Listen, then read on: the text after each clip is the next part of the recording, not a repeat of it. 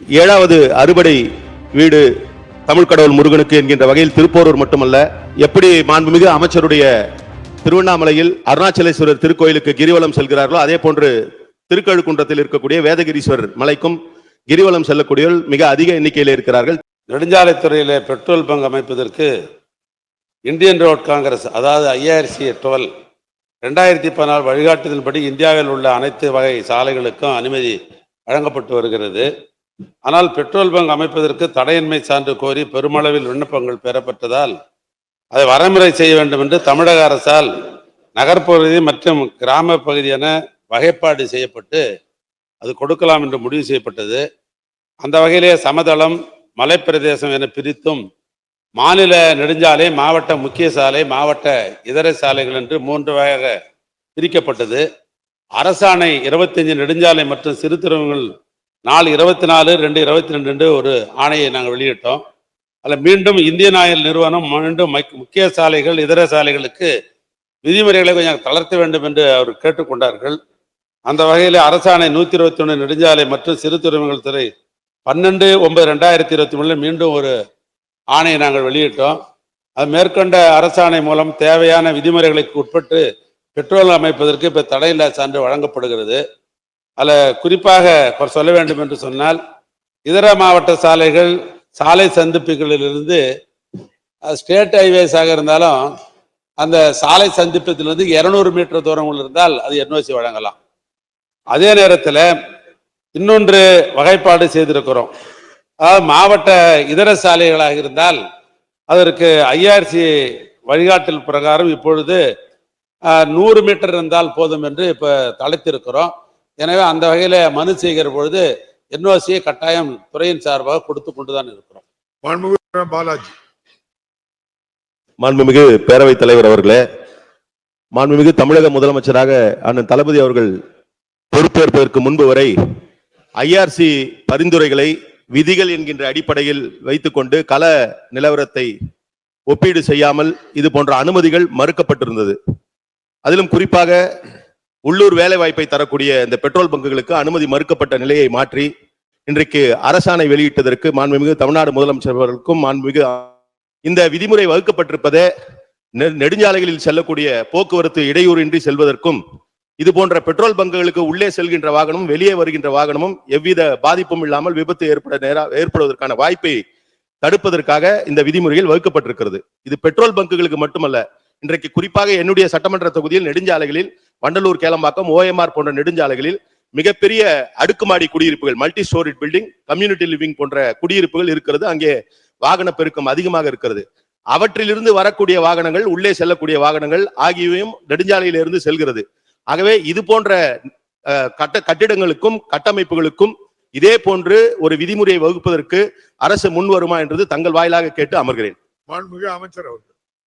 மாண்புமிகு பேரவைத் தலைவர்களே, அவர் குறிப்பிட்டதை போல நகரப்பகுதியிலே பல்வேறு கட்டுமானங்கள் அதிகமாக வருகிற காரணத்தினால் கார்லாம் அதிகமாக வாங்கிடுறாங்க, 2 வீலர்லாம் அதிகமாக வாங்கிடுறாங்க. ஒரு குடும்பத்துக்கு ஒரு கார் என்பதெல்லாம் மாறி குடும்பத்தில் இருக்கிற அனைவருக்கும் கார் என்ற நிலை மாறி இருக்கிறது. இன்னும் குடும்பத்தில் இருக்கிறவர்களுக்கு ஏதாவது ஒரு வண்டி ரிப்பேர் ஆன ஸ்பேர் வண்டி வச்சுக்கிற அளவுக்கு இன்றைக்கு பொருளாதாரம் வளர்ந்திருக்கிற காரணத்தினால் அதிகமான கார் அதிகமாக இருக்கிற காரணத்தினால் பெட்ரோல் பங்கும் அதிகமாக வருகிறது. இதில் பயனாளிகள் என்ன கருதுகிறார் என்று சொன்னால், அவங்க எங்கே பெட்ரோல் பங்க் இருந்தாலும் சரி அந்த இடத்துல உடனே ஒரு கட்டிங் இருந்தாக்கா நேராக பெட்ரோல் பங்கு போகலான்னு நினைக்கிறாங்க. அப்படி போகிற பொழுது நெடுஞ்சாலைத்துறையில் அதிகமான விபத்துக்கள் ஏற்படுகிறது. அதிகமான விபத்துக்களை குறைக்க வேண்டும் என்ற முயற்சியில் தான் இது போன்ற கட்டுப்பாடை அரசாங்கம் வைத்திருக்கிறது. ஆனாலும் கூட IRC கேடு பிரகாரம் 200 என்பதை நம்முடைய மாண்புமிகு பாலாஜி குறிப்பிட்டது போல 22, 23 2 இடங்களில் ஆணை நாங்கள் பிறப்பித்திருக்கிறோம்.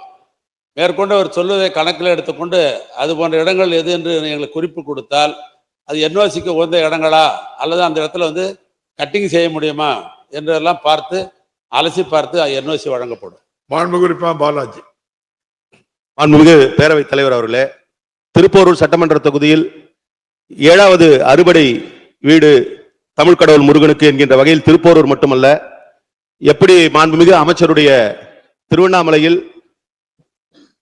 அருணாச்சலேஸ்வரர் திருக்கோயிலுக்கு கிரிவலம் செல்கிறார்களோ அதே போன்று திருக்கழுக்குன்றத்தில் இருக்கக்கூடிய வேதகிரீஸ்வரர் மலைக்கும் கிரிவலம் செல்லக்கூடியவர்கள் மிக அதிக எண்ணிக்கையில் இருக்கிறார்கள். திருப்போரூர் கோயிலுடைய பிரதான வாயிலை ஈசிஆர் சாலைக்கு இணைக்கக்கூடிய திருப்போரூர் நெம்மேலி சாலையையும் திருக்கழுக்குன்றத்தில் கிரிவலம் செல்லக்கூடிய அந்த கிரிவல பாதையையும் அந்த சாலையையும் மேம்படுத்தவும், முதல் சாலையை விரிவுபடுத்தி மேம்படுத்தவும் அமைச்சர் முன் வருவாரா என்பதை கேட்டு மிக சிறப்பாக நெடுஞ்சாலைத்துறை சாலைகள் அமைக்கப்பட்டிருக்கிறது. ஜங்ஷன் இம்ப்ரூவ்மெண்ட் என்று சொல்லக்கூடிய சந்திப்புகள் எல்லாம் மேம்படுத்தப்பட்டிருக்கிறது. இவற்றுக்கான அடிப்படையே தமிழ்நாட்டை விபத்தில்லா மாநிலமாக்க வேண்டும் என்கிற நம்முடைய மாண்புமிகு முதலமைச்சருடைய கனவை நனவாக்க வேண்டும் என்கின்ற வகையிலே அது போன்ற திட்டங்களை சிறப்பாக இந்த துறை செய்து வருகிறது. என்றாலும் கூட வளர்ச்சி அடையக்கூடிய இடங்களில், குறிப்பாக கிளாம்பாக்கம் பக்கத்தில் இருக்கக்கூடிய வண்டலூர் கிளம்பாக்கம் சாலை, ஓஎம்ஆர் சாலை போன்ற சாலைகளில் ஆக்கிரமிப்புகள் நாளொரு மேனியும் பொழுதொரு மன்னமா வந்து கொண்டிருக்கிறது. ஆக்கிரமிப்புகள் நிலை பெறுவதற்கு முன்பாகவே அவை தோன்றுகின்ற பொழுதே அவை களைவதற்கான நடவடிக்கையும் அமைச்சர் முன்னெடுக்க வேண்டும் என்று கேட்டு அமர்கிறேன். மாண்புமிகு அமைச்சர் அவர்கள். மாண்புமிகு பேரவைத் தலைவர்களே, இந்த ஆட்சி பொறுப்பேற்ற உடனே தமிழ்நாட்டு முதலமைச்சர் இந்த ஆட்சிக்கு பேர் திராவிட மாடல் ஆட்சி என்று சொன்னார். உடனே ஆன்மீக பெருமக்கள்லாம் ஒரு விவாதத்துக்கு இடம் கொடுத்து விவாதம் செய்து கொண்டிருக்கிறது, திராவிட மாடல் ஆட்சி என்கிறார்களே என்று.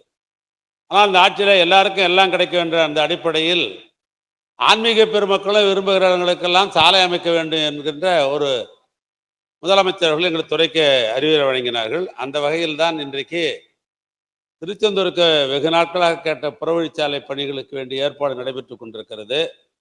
ராமேஸ்வரத்தில் இருக்கிற திருக்கோயிலுக்கு ஒரு புறவழிச்சாலை வேண்டும் என்று சட்டமன்ற உறுப்பினர் கேட்டுக்கொண்டு அந்த பணி நடைபெற்றுக் கொண்டிருக்கிறது.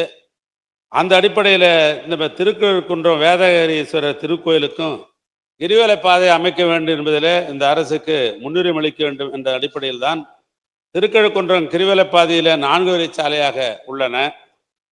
சற்றே செங்கல்பட்டு காஞ்சிபுரம் அரக்கோணம் திருத்தணி சாலை, திருக்கழுக்குன்றம் மாமல்லபுரம் சாலை, ஒரகடம் அரிஜன காலனி சாலையில் இருந்து தேச முக்கிப்பேட்டை சாலை, பஞ்சாயத்து சாலை, இதில் சட்ராஸ் செங்கல்பட்டு காஞ்சிபுரம் அரக்கோணம் திருத்தணி சாலை அகலப்படுத்தி ஃபேவர் பிளாக் அமைக்க வரும் பணி இந்த நிதியாண்டிலுக்கேற்ப இந்த முன்னுரிமை அடிப்படையில் அந்த பணிகளை நாங்கள் எடுத்துக்கொள்வோம்.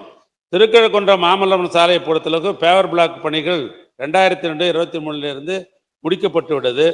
அப்போது ஒரகடம் அரிஜன காலனி சாலையில் இருந்து தேசமுகிப்பேட்டை சாலையில மேம்படுத்தி 2 புறங்கள் ஃபேவர் பிளாக் அமைக்கும் இந்த நிதியாண்டில நிதிகளுக்கு ஏற்ப அவசியம் எடுத்துக்கொள்ளப்படும். இதன் மூலமாக இந்த திருக்கோயிலுக்கு கிரிவலம் போவர்களுக்கு பல்வேறு வகையிலே அவர்கள் ஏற்ற அளவிற்கு பாதை அமைத்து தரப்படும்.